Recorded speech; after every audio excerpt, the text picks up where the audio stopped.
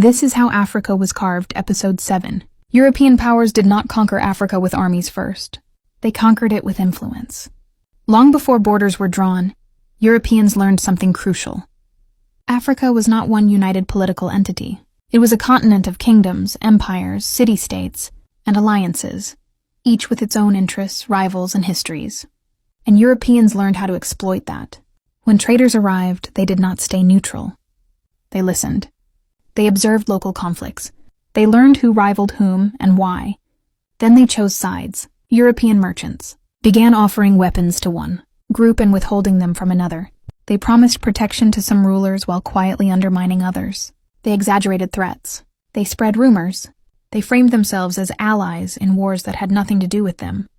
Firearms became leverage. Access to guns and ammunition was tied to cooperation. Those who traded more received more weapons. Those who resisted were left vulnerable. This altered balances that had existed for generations. Local disputes that once had limits became deadlier. Wars that once ended through diplomacy escalated. Victories increasingly depended on European-supplied arms, but manipulation went deeper than weapons. Europeans pressured rulers into exclusive trade agreements. They convinced leaders to block rival kingdoms from accessing ports. They encouraged raids, embargoes, and proxy conflicts, all to weaken competition.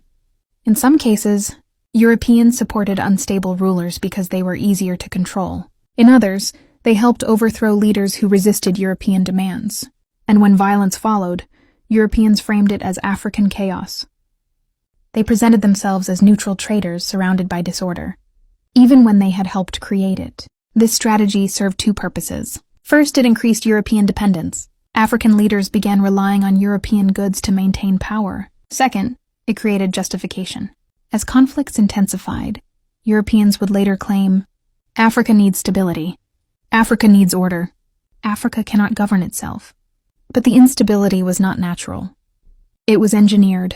By the time formal colonization began, many regions had already been weakened.